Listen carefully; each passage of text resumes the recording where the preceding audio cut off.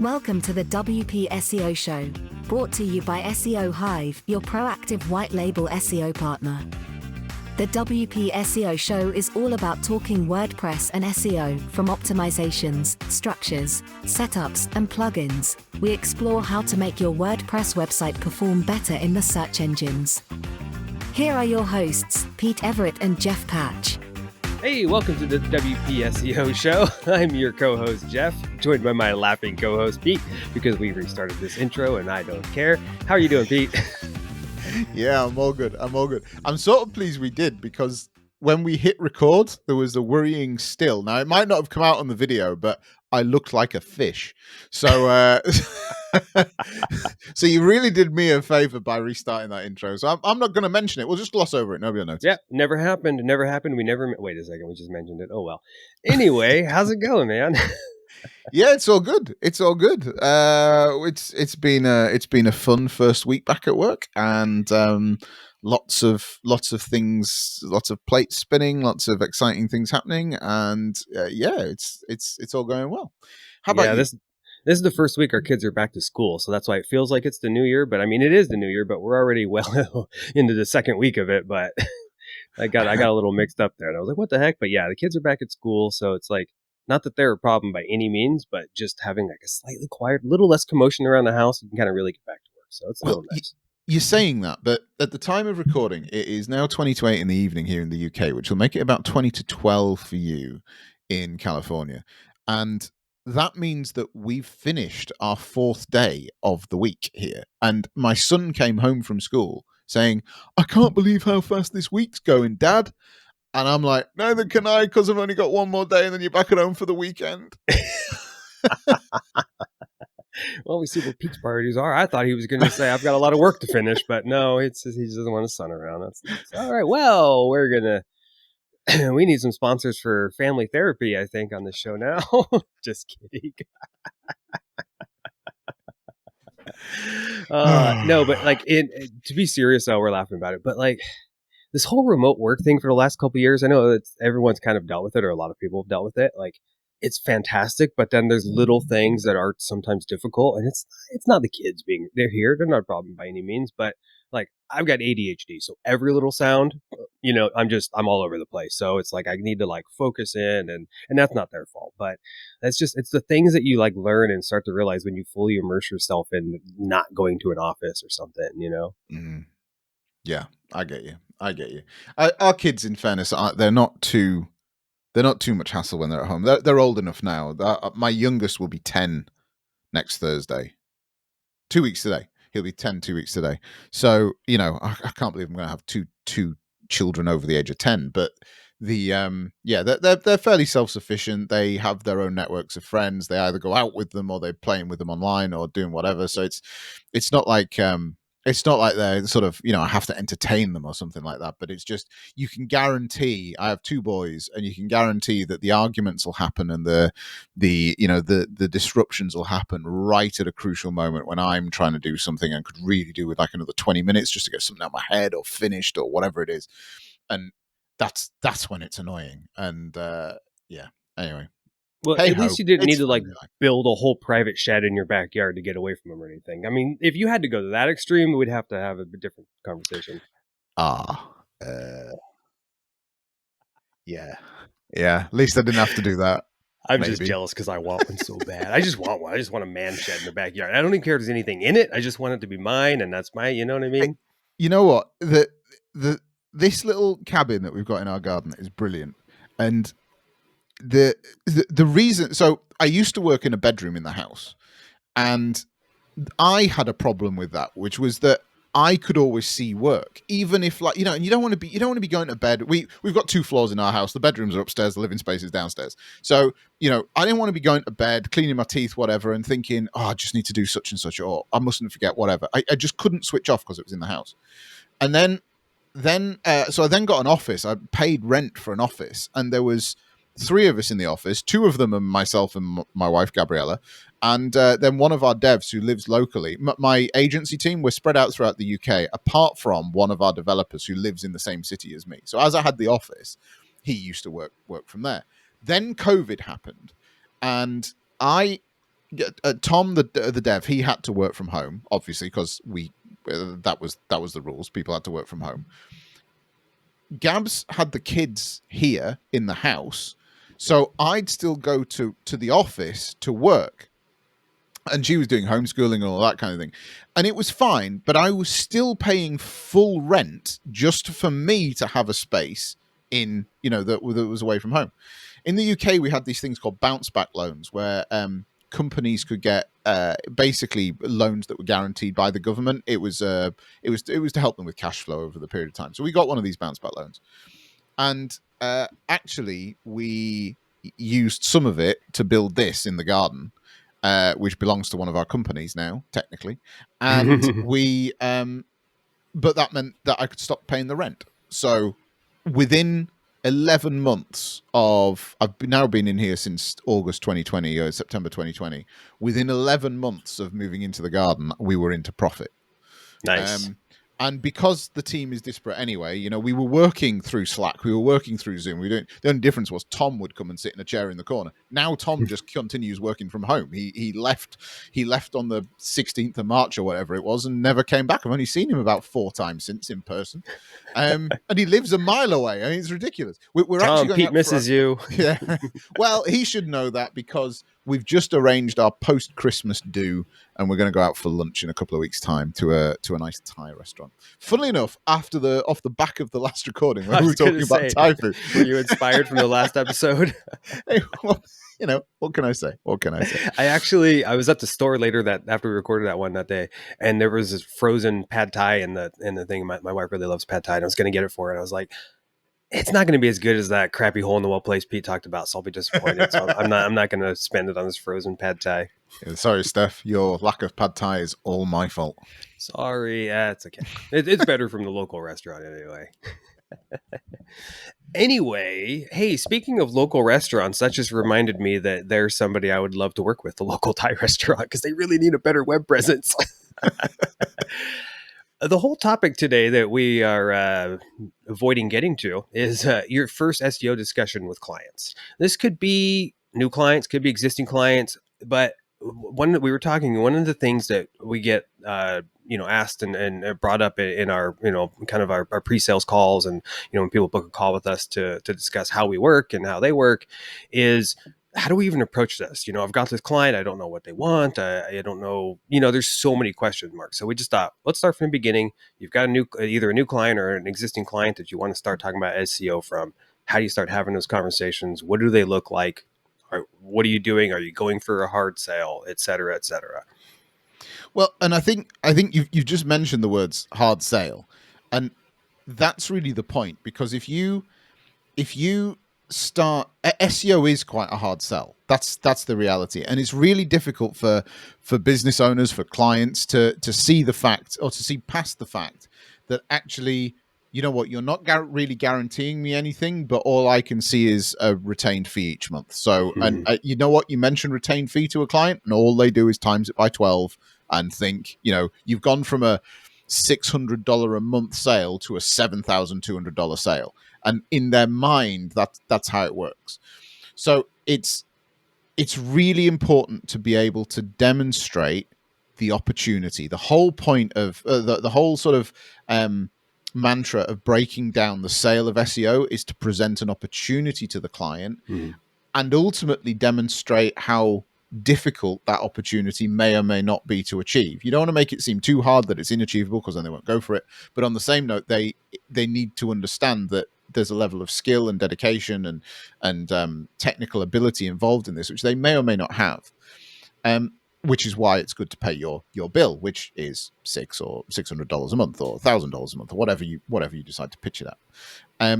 But that's really the crux, is about presenting an opportunity. Yeah, I think hard sell might not have been the best term to use, because I have to say, personally, when it comes to selling and talking to clients, I'm not a sales guy. I've never been comfortable with it. One of the first jobs I got was doing sales, and they literally took me out of the department in the first week. They were like, "We love you, but this is not the spot for you. You're going to start an internet department." and I kind of went, yeah, okay, that's, I'm not the one that can just call and try to sell people things that they don't need. So when it comes to selling SEO or website maintenance or whatever it is, I'm I'm more than comfortable selling something I know they need, and I will only do that. I will never try to sell them something they want, and I will never try to sell them something they don't want or don't need. And I think that's something that a lot of people, a lot of your clients, if you know those you listening, are probably they probably have those kind of cautionary things up. You know what I mean? It's like, ooh, there's time to sell. I don't want to do that. I don't come in them like that. I never do. I never recommend that. Absolutely. And this is where having an SEO discovery process really pays dividends, because there's so many moving parts when it comes to this thing. You've got, not only have you got the difficulty of actually trying to rank in the search engines, but if this isn't a new site that you're building, if this isn't clean and you're not in control of the code base, you don't really know what you're inheriting either. And then you've also got kind of this weird third dimension, which is this moral duty that you have, whereby if a client comes to you and says, well, I want a 7-figure business and I'm now a 5-figure business. And it's like, well, don't we all? If we're in that position, isn't that where we all want to be? But actually, can you deliver a 7-figure business or an 8-figure business or whatever it is they say they want? Because if they can't, and you're not aimlessly, but you're sort of neglectfully just trying to push them there, actually you can be pushing them into more harm than good, because you've worked this real hard to get them these new customers that they're just then letting down. So whilst as the SEO, it's not your job to run their business, it kind of is your job to, as I say, you have this sort of weird moral kind of obligation to understand that whatever improvements you make, they can keep up with them. Otherwise they need to be addressing something before you really turn on your SEO taps. Yeah, Can't believe I've just said the word SEO taps. I don't know where that came Interesting. Should we trademark that one? I don't know. I could see some branding opportunities there. I like it. New beer company, SEO Hive Beer. See, there's Jeff's ADHD kicking in. And his obsession with beer. But there we go. A little bit. Actually, I don't drink much of that anymore these days. It's not, we're getting old. Anyway, segue.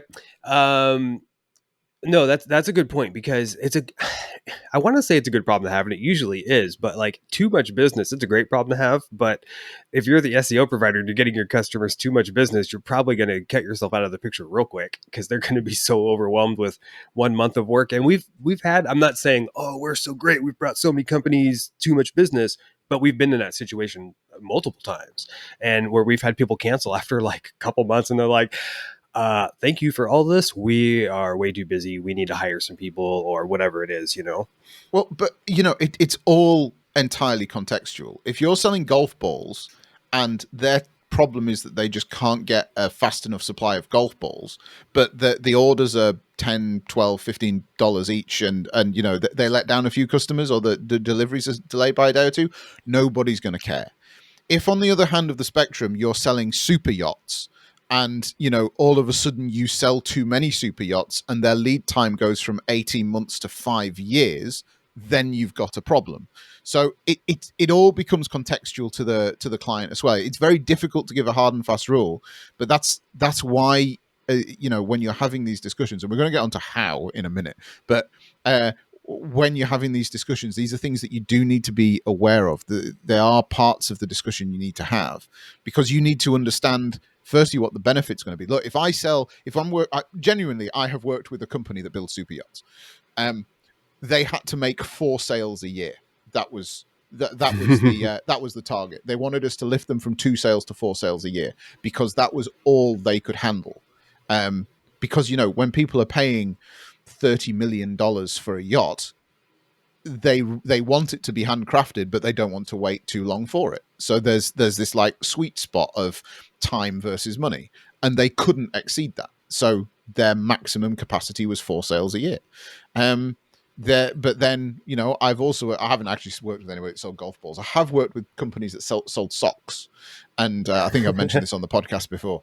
But yeah, they just wanted to churn out socks. A pair of socks, £8. However many socks you can sell me, we'll keep up with demand. We'll make it happen. So that's literally the spectrum of stuff that we've worked on, and it all becomes contextual. You just brought back some traumatic memories, because I worked for a couple of yacht companies. We not directly near me, but relatively close to my area. I live near the beach, kind of. I mean, little bit near the beach, within an hour. There's yachts down there is what I'm trying to get at. There's rich people that have yachts down there, not me, not where I live, but nearby.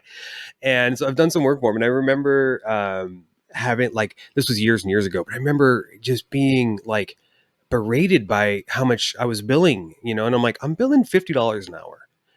And I am building a website for fixing your broken website, whatever it was, for something you sell these things for $30 million. And I'm charging you like $300 for.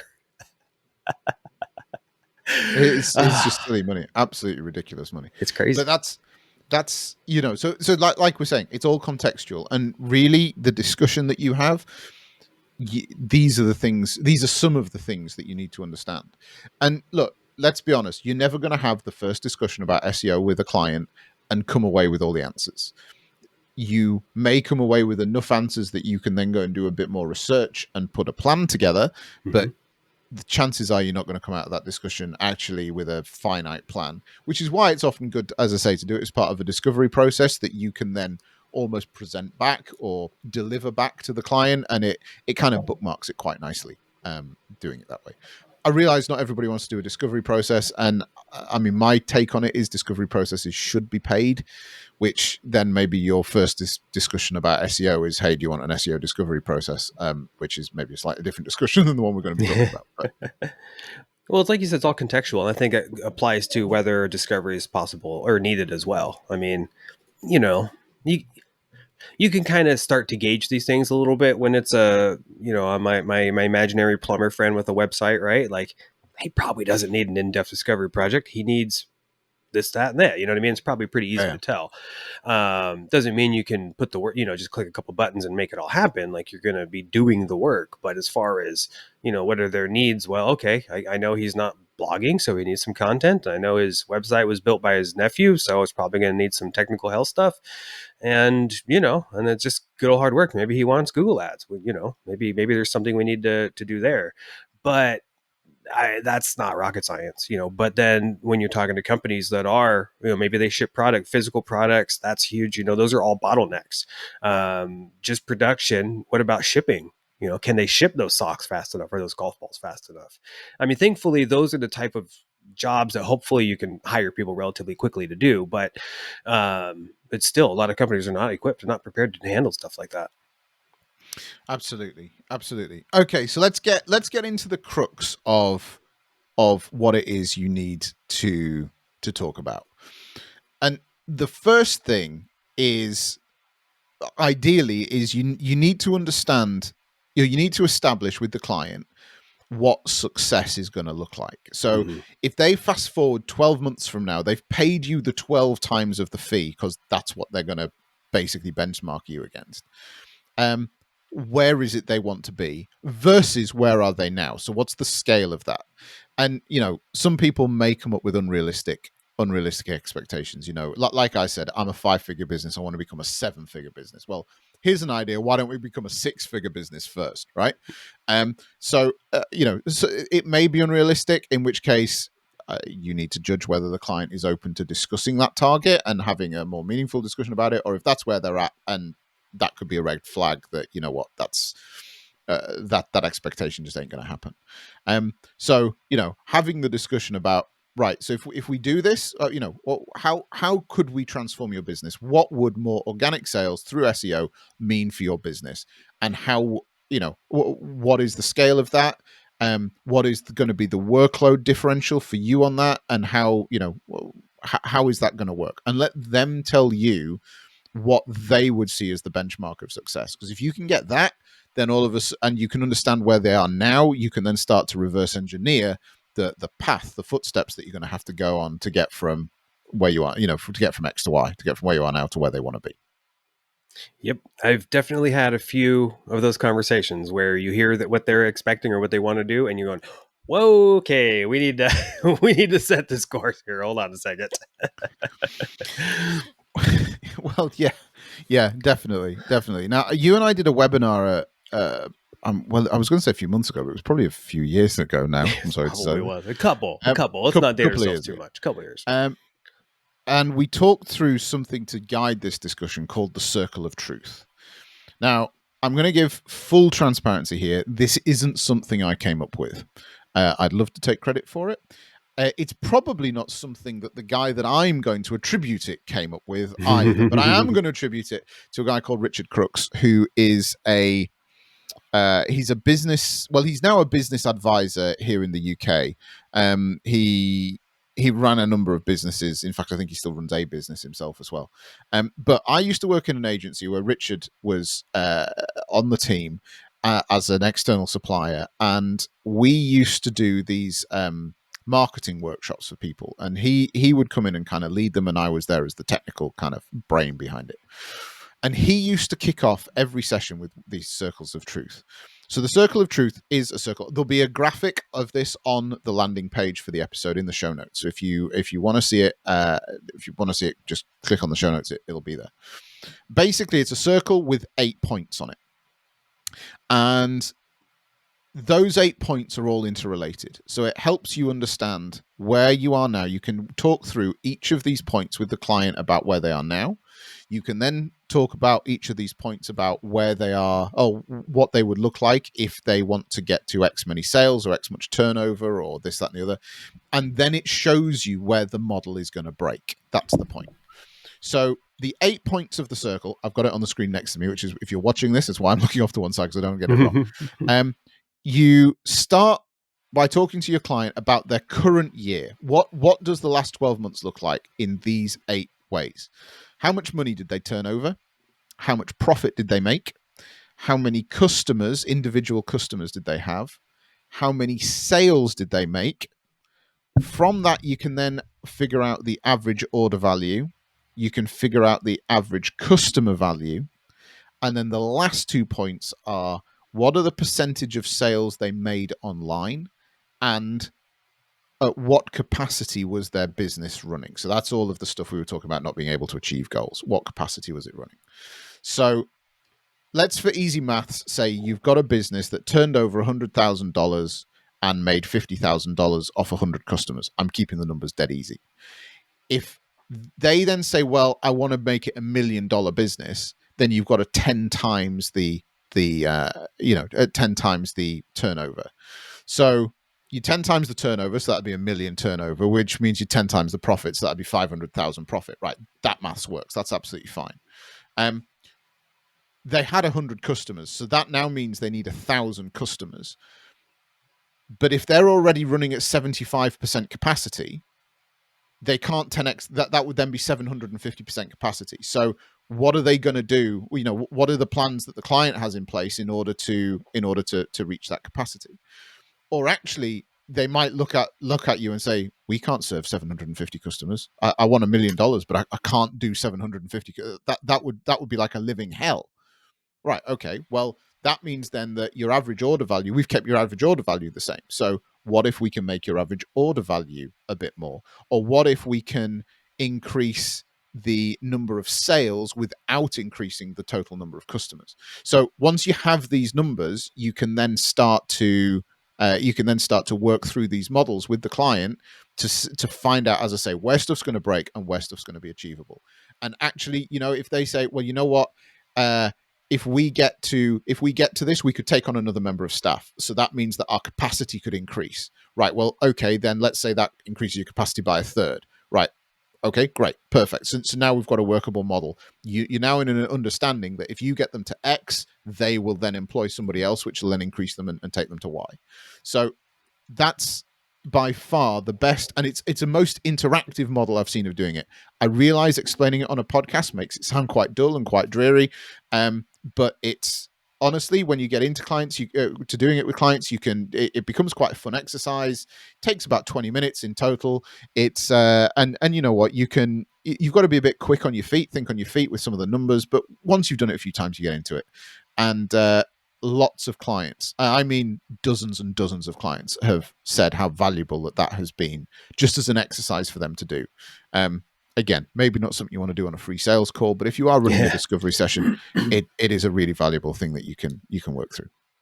I have to admit, I've definitely not gone to that level of, kind of breakdowns and stuff with a lot of my, client meetings and stuff. And, admittedly, I'm almost like 100% white label at this point, but for the last, last couple of years, I've taken a step back, but we've had plenty of, meetings around town and personal referrals and so and so. And that's the crux of most of those conversations. It's realizing, and discussing and figuring out where their bottlenecks are and if they're actually ready for this.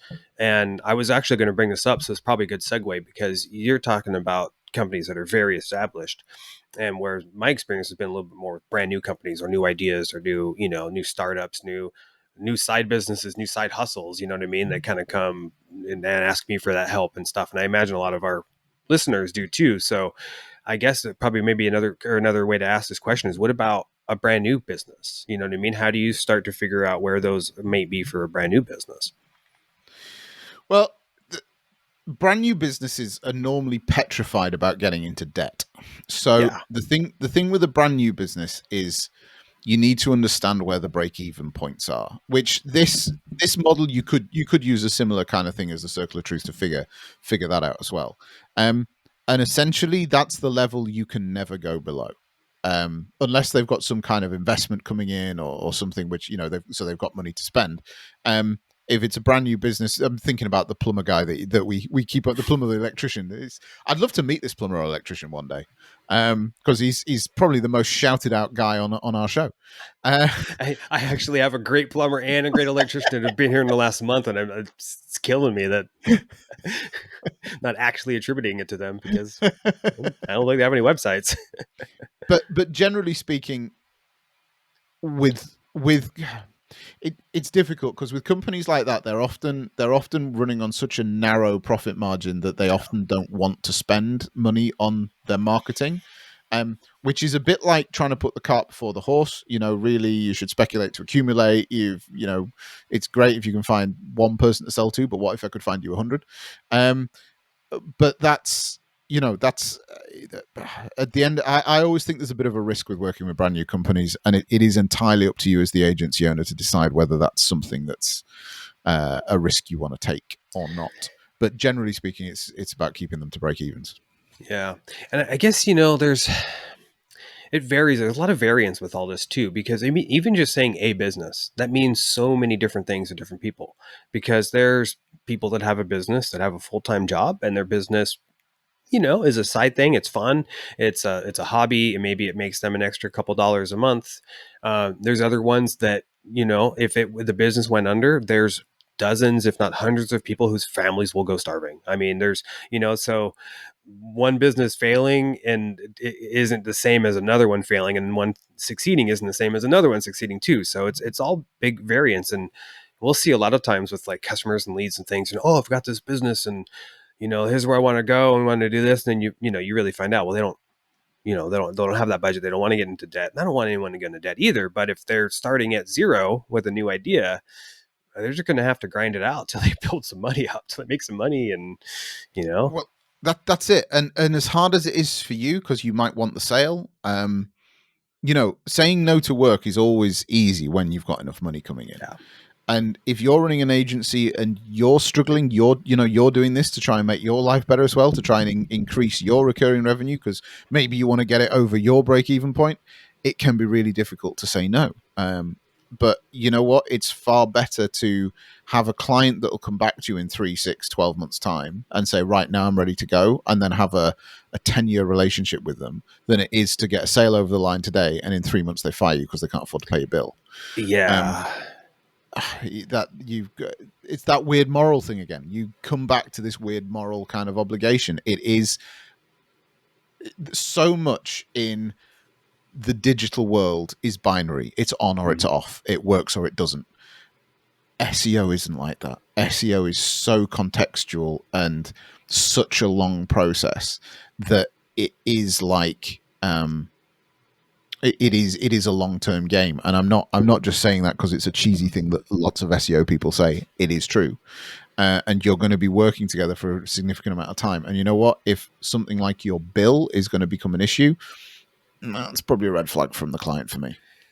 Yeah, I gotta admit, it's kind of bummed me out a little bit. Maybe this is kind of another topic for another day, but I've just thinking a few examples over the last couple of years of new businesses that specifically, I'm not trying to I'm not trying to like displace responsibility by any means, but like very specifically, they came on as like hosting maintenance customers. So, but these people paid an agency several $1,000s for a new website and some copywriting and all that stuff. And they got a website done and launched, and boom, they're selling a digital product and they don't get any sales, or an e-commerce product. Honestly, I'm thinking of several examples right now off the top of my head. And I'm not crapping on anybody, I promise. It's just a matter of kind of maybe putting the horse before the cart, or the cart before the horse, or you know what I mean?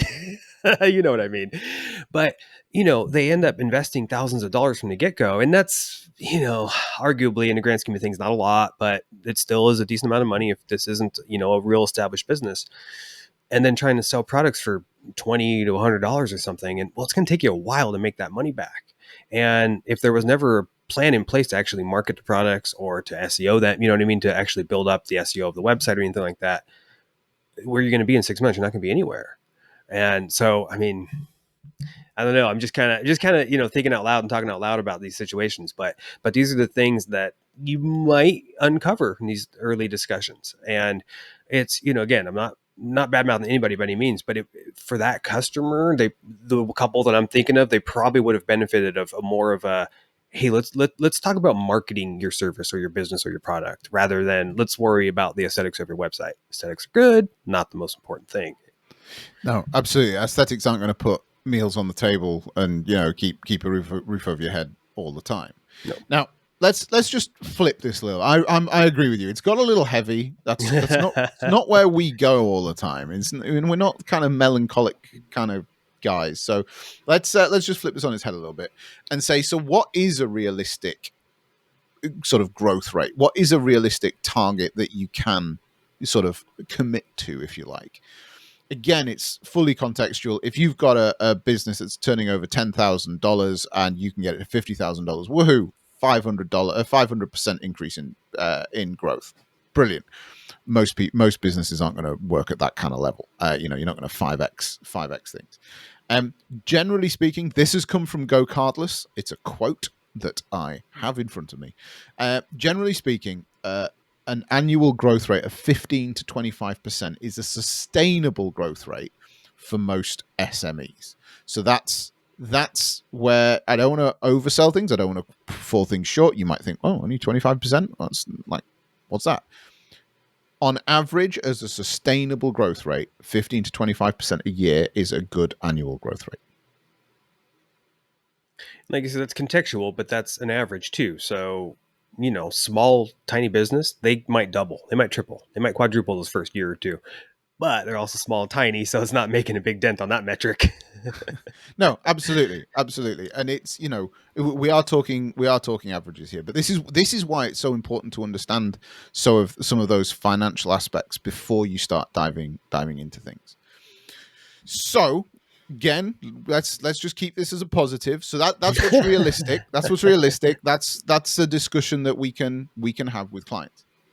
What are the other things that we need to know in order to have a meaningful discussion that we can then start to present this opportunity? Because there is an opportunity there, and it's going to take a bit of time. It's going to take a bit of effort, and we need to get our ducks lined up in the row. But what are the other things we need to know? Right. The first thing is we need to know about how the current website is performing. So what is it ranking for? You need a current rankings report. How healthy is it? You need a health check doing. How many links does it have, and how toxic are those links coming into it? Do some of those need removing or not? How's the indexing going? If you've got a whole load of widowed or orphan pages that aren't being indexed, then frankly that's a whole load of content you can just strip out, streamline it out, making sure you obviously take care of any links that are coming into them. But there's an audit process that can happen. And ultimately, from the keywords that it's already ranking for, what sort of competition level are they ranking for? We call that a keyword baseline. So that's, if the website, the bulk of the listings that the website currently has are for, let's say, keywords around 15 to 20% in terms of their keyword difficulty, then we can be fairly confident that it will easily rank for other keywords between 15 and 20%. If, however, when we conduct our keyword research, the terms the client wants to go for are 45, 50%, then that's quite a big jump from where they are at the minute. So we're going to need to put some stepping stones in the way to grow from one to the other. If on the flip side, the keyword research happens and you're operating at 15, 20%, and the keywords the client needs for their outreach are at like 10%, happy days. We should be able to get to them quite quickly. So again, this is where it all becomes contextual, but that's the kind of information that you need to know. And as I say, you might not have that all as part of this discussion. You might have a discussion with the client about their aims, their objectives, their current state of business, etc., what it is that's going to make them tick, what are the key terms that they need to rank for, or their clients use for their products or services, what are the pain points that they solve, all of that kind of stuff.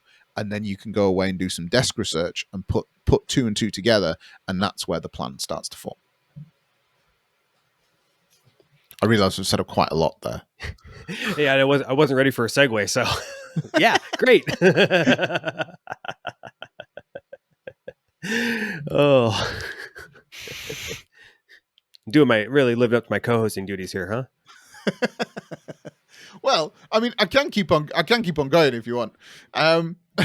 I just thought you were. That's all. I thought you were ready to chime in with something. This is like a no, you hang up, no, you hang up kind of discussion.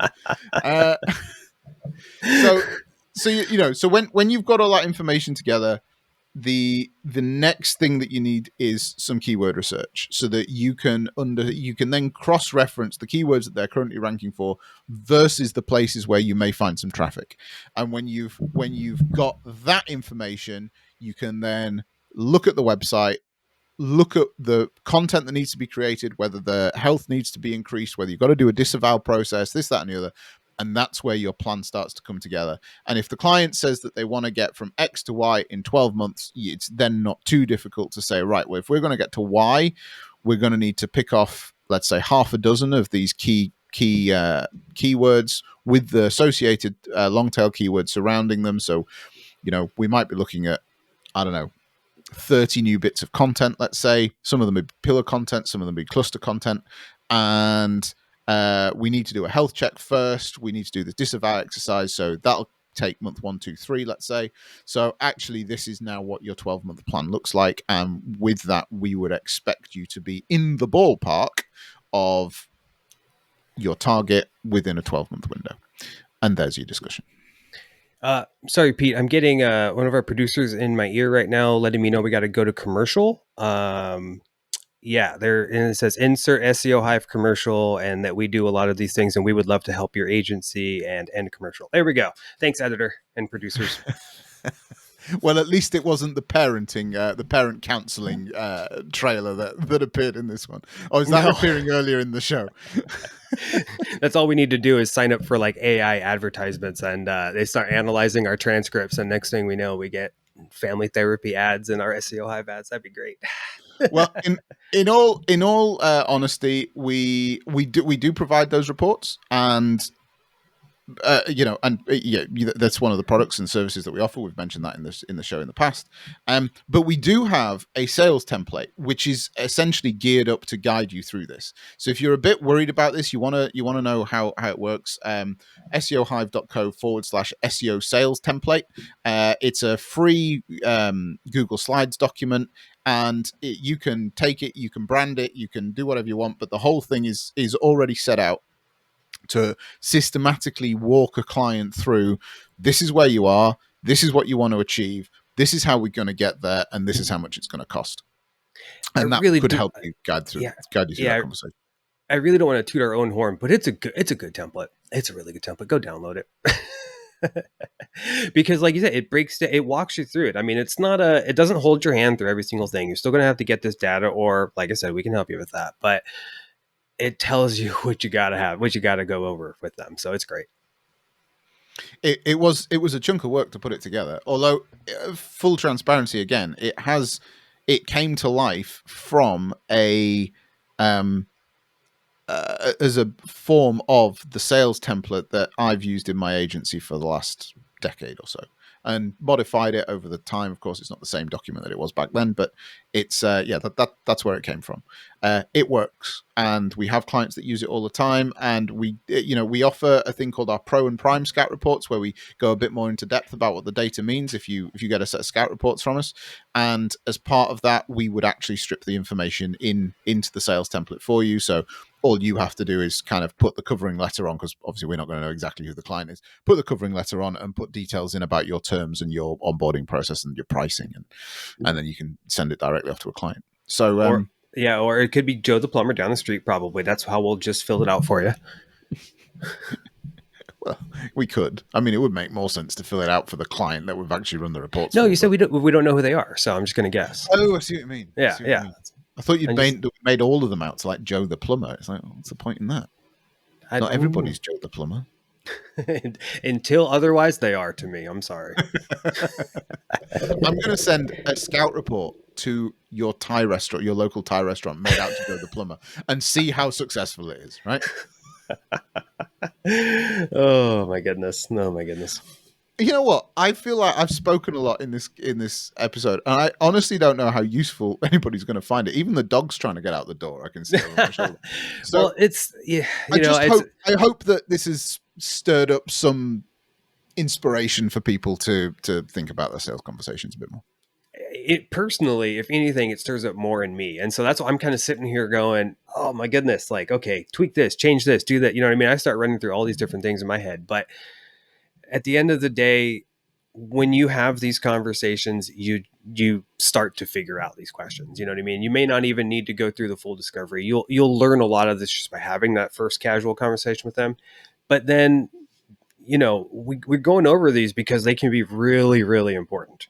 And they could, if anything, save you from, hours and hours, weeks, months of work, all kinds of problems and stuff. So, you don't need to take everything so seriously and make it such a, life, big ordeal or whatever. But it's all, you could put the work in too when you have to, and it helps. It's important. So, well, the thing that I'm trying to avoid with this episode, the reason we thought these things through, we put sales templates out there, we have these products, we've thought this process through, is because we've worked with too many agencies that aren't charging enough for their SEO services because they haven't done this work. They haven't figured out properly how much work is involved from their side of things and kind of thought of a number that they think the client will accept, rather than actually figuring out, so this is what the opportunity looks like, this is how much money the client's going to be making, this is how much work I've got to put in, so the fee has to be around here.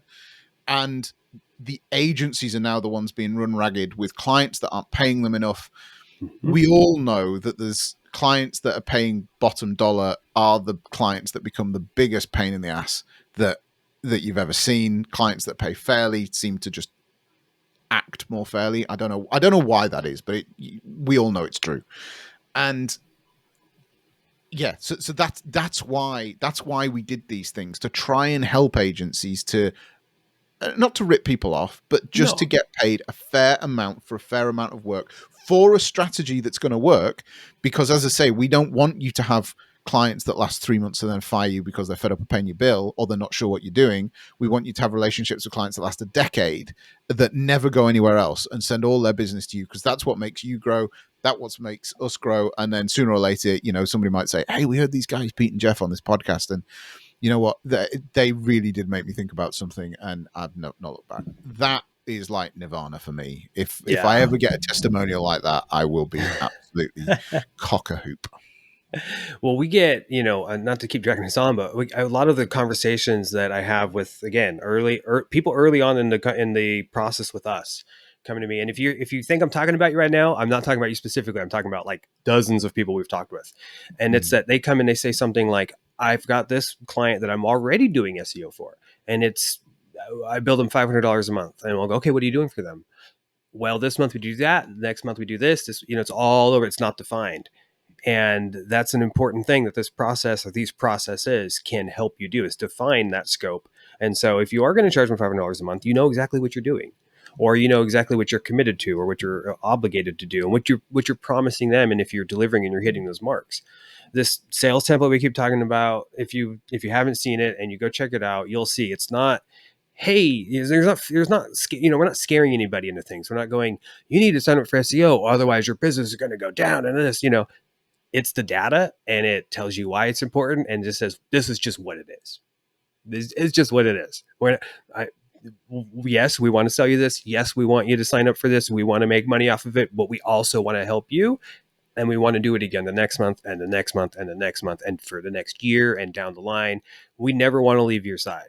So it's not about that big sale and cashing it in and make, you know what I mean? It's not about that big $10,000 sale. It's nothing like that. It's about longevity, recurring revenue, and supporting your clients. I mean, I just come from that. I want to say altruistic. I'm not sure that's the best word in this case, but do you know what I mean? I never want to sell somebody they don't want or need or won't help them. So I think that the majority of our customers feel the same way, hopefully. Yep. Well, I know you do.